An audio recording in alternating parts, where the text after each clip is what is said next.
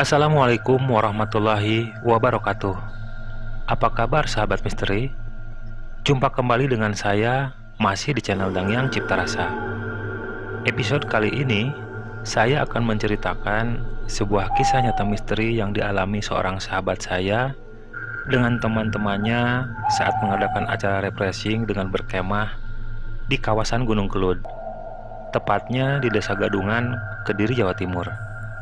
Apa yang mereka alami di sana? Tanpa berlama-lama, yuk kita ikuti cerita selengkapnya.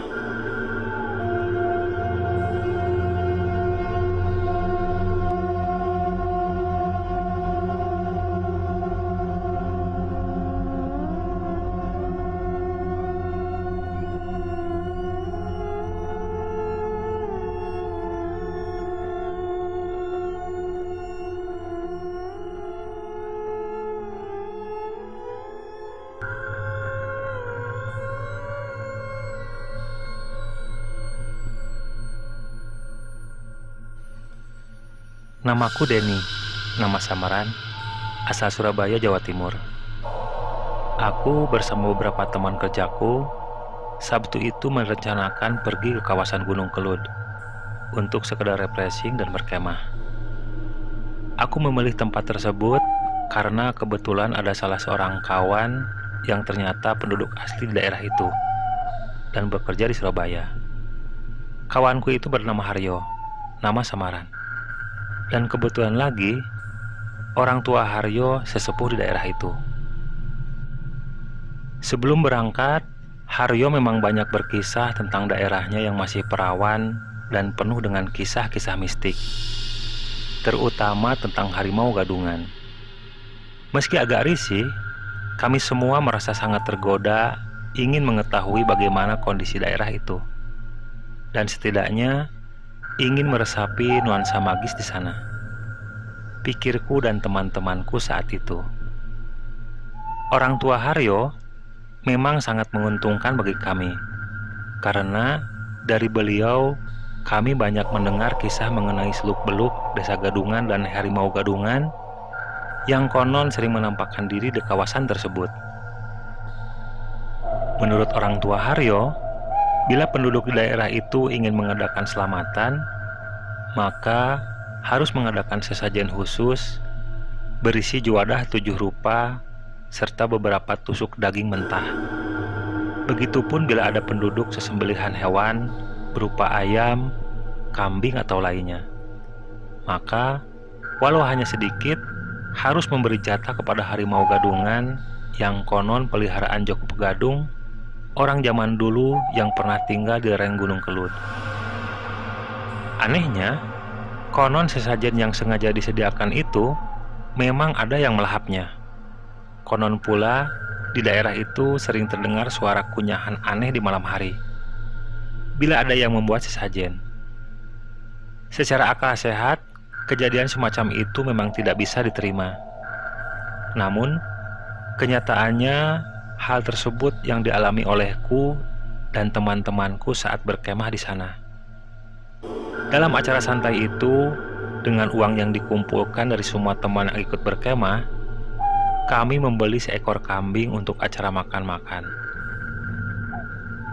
Sebelum maghrib, hewan itu telah selesai dikuliti dan dicincang siap untuk disate malam harinya.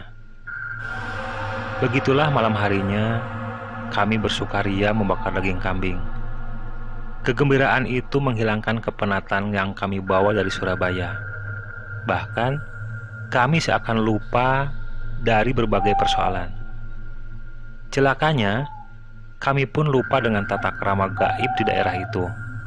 Walau hanya sedikit saja, harus memberi jatah kepada harimau jadi-jadian penghuni kawasan tersebut. Padahal siang sebelumnya, orang tua Haryo sudah mewanti-wantikan hal tersebut. Tapi keasikan menenggelamkan kami dalam kehilafan. Kehilafan inilah yang mengakibatkan kejadian cukup fatal.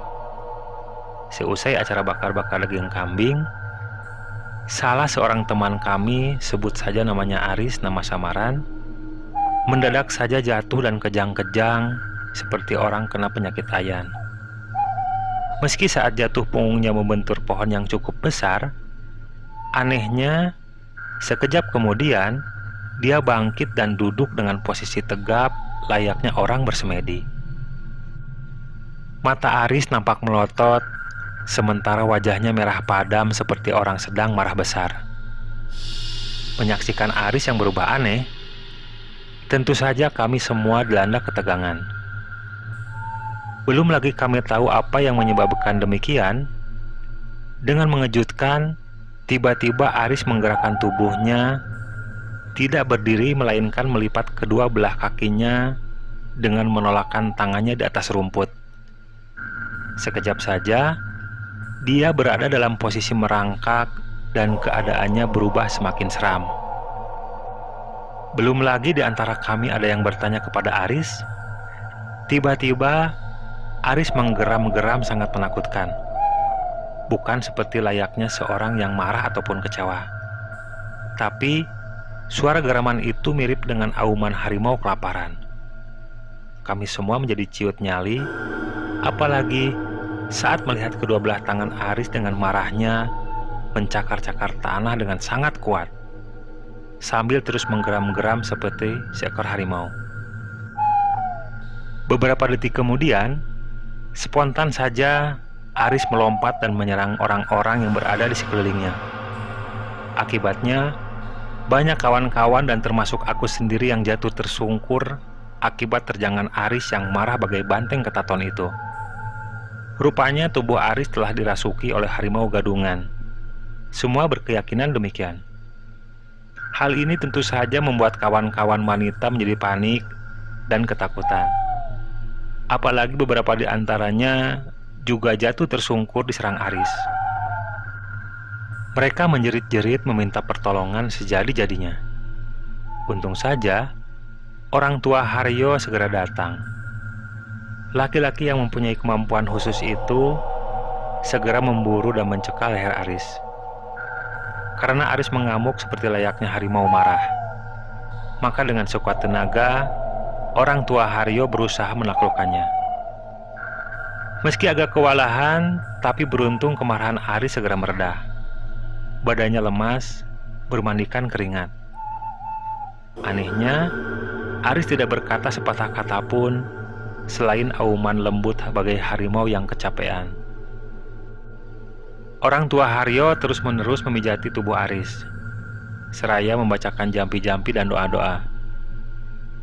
Beberapa saat kemudian, barulah terdengar Aris berkata, "Orang-orang ini tidak punya tata krama, tidak sopan. Tempat istirahat kami dikencingi, dan makan daging kambing tidak ingat kepada kami." Mendengar perkataan itu, tentu saja bulu kuduk kami meremang. Orang tua Haryo menasihati kami agar tidak takut lagi. "Semuanya sudah beres, Nak. Aris tidak apa-apa," ujarnya kemudian. Beliau mengajak kami sama-sama membaca ayat kursi. Meskipun Aris sudah pulih, kami tidak bisa mengusir rasa ketakutan kami. Apalagi persis tengah malam, telinga kami mendengar suara-suara aneh di sekitar kami mendirikan perkemahan. Suara-suara itu berupa bunyi-bunyi garukan, kuku-kuku tajam kepada batang pohon, atau mungkin pula di atas tanah. Bahkan tidak hanya itu yang kami dengar. Suara-suara tadi diselingi suara decakan makhluk-makhluk yang tengah asik menyantap sesuatu. Pagi harinya, kami benar-benar terperangah saat melihat sisa-sisa penyembelihan kambing berupa tulang belulang dan kepala juga lainnya mustah entah kemana. Api unggun yang kami buat tampak acak-acakan. Di sekitar tempat itu terlihat pula semak belukar yang menyibak seperti telah dirambah makhluk tertentu. Entah apa sebenarnya yang menyebabkan kejadian aneh tersebut. Yang pasti, sebelum kembali ke Surabaya, Aris sempat menceritakan kehilapannya kepada kami. Ia mengaku telah kencing di suatu tempat penyeberangan sungai yang disebut oleh warga di sana dengan nama Jembatan Gadungan. Padahal, itu adalah suatu larangan, sebab konon di tempat itulah harimau gadungan piaraan Joko Pegadung biasa berkumpul. Jadi agaknya ulah Aris ini ada hubungannya dengan kata-kata yang diucapkannya ketika kesurupan. Dari mana harimau gadungan itu berasal? Menurut penuturan orang tua Haryo, dari kisah turun-temurun, legenda ini berawal dari seorang pemuda bernama Joko Pegadung yang bertempat tinggal di Desa Gadung, sebuah desa di lereng Gunung Kelud. Joko Pegadung mempunyai 2 orang saudara laki-laki. Keduanya bernama Joko Basawa dan Joko Medada. Mereka bertempat tinggal di lereng Gunung Kelud, di sebelah barat daya Gunung Arjuna. Konon, Joko Pegadung dan saudaranya sangat sakti, sebab mereka mempunyai ilmu ajian Pancasona. Mereka juga mempunyai binatang peliharaan berupa harimau. Karena itulah, pada zamannya, Joko Pegadung bersaudara sangat ditakuti dan dihormati oleh penduduk setempat, bahkan hingga ke wilayah lain. Joko Pegadung bersaudara sangat kaya raya. Mereka mempunyai kerbau dan sapi jumlahnya ribuan ekor, dan dibiarkan lepas dalam hutan rimba. Tidak ada seorang pun berani mengusik atau mencuri ternak mereka, karena takut dengan kesaktian yang mereka miliki. Dikisahkan pula, Joko Pegadung beristrikan wanita dari desa Morangan. Pada suatu hari, Joko Pegadung bertengkar dengan istrinya karena ia pulang membawa wanita lain ke rumahnya. Istrinya marah dan meninggalkan rumah. Kemudian pulang ke rumah orang tuanya di desa Morangan. Joko Pegadung menyusulnya dengan maksud mengajak pulang sang istri. Namun, saat tiba di desa tersebut dan mencari istrinya, ternyata rumahnya sepi. Joko Pegadung lalu balik kembali ke desa Gadung. Ketika tiba di desa Perundung, dia singgah ke rumah temannya bernama Singanyeta, seorang penabuh gamelan. Kala itu, Singanyeta sedang memainkan rebab dengan ditemani istri Joko Pegadung yang duduk di sisinya. Melihat pemandangan ini, maka bangkitlah amarah Joko Pegadung. Singanyeta dipegang kakinya, lalu diseret keluar rumah. Mereka lalu berkelahi mati-matian. Keduanya sama-sama saktinya. Hingga berhari-hari tidak ada yang kalah ataupun menang. Dalam satu kesempatan, kaki Singanyeta dapat dipegang oleh Joko Pegadung, lalu dipatahkan. Tetapi Singanyeta masih dapat memegang kepala Joko Pegadung. Rambut Joko Pegadung yang panjang dia lilitkan ke tangannya, lalu dipelintir dan kepalanya ditarik hingga terlepas dari badan. Maka terpisahlah kepala Joko Pegadung dengan badannya.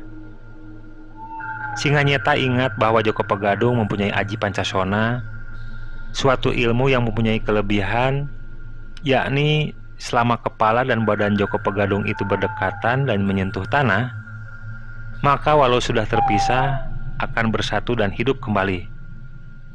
Itulah sebabnya ketika kepala Joko Pegadung terpisah dari raganya, kepala itu dilemparkan jauh-jauh. Kepala itu jatuh di daerah Singkal, yaitu sebuah desa yang berada di sebelah barat Sungai Brantas.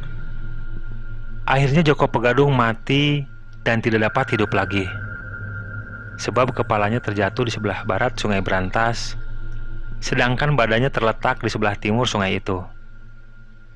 Dan di akhir pertempuran, keduanya sama-sama binasa. Sementara adik Singanyeta yang bernama Joko Baya, setelah mendengar bahwa kakaknya bertempur sampai mati, sehingga sama-sama tewas, kemudian menahan napasnya sampai mati. Sedangkan saudara Joko Pegadung yang bernama Joko Besawa dan Joko Medada, setelah mendengar kakaknya berkelahi kemudian mati sampiuh, alias kedua orang berkelahi dengan kemudian sama-sama mati, tidak ada kalah dan menang, maka kedua pemuda ini memilih bela moksa atau membela dengan cara ikut mati. Legenda juga menyebutkan bahwa Joko Pegadung dan kedua saudaranya memiliki harimau. Maksud sebenarnya adalah bahwa Joko Pegadung dan kedua saudaranya dapat merubah diri menjadi harimau. Mereka menjadi guru dalam ilmu merubah diri dari manusia menjadi harimau. Demikian pula dengan kedua orang adiknya, murid-muridnya banyak sekali. Mereka dapat pula mengubah diri menjadi harimau. Harimau jadi-jadian inilah yang kemudian disebut harimau gadungan. Sampai sekarang, Dukuh Gadungan bernama Dukuh Gadungan. Dusun ini terletak di sebelah timur Gunung Kelud. Dan begitulah kisah asal-usul harimau gadungan. Sahdan di sanggar-sanggar di desa Gadungan, tradisi memberi sesaji sampai sekarang masih ada. Wallahu alam.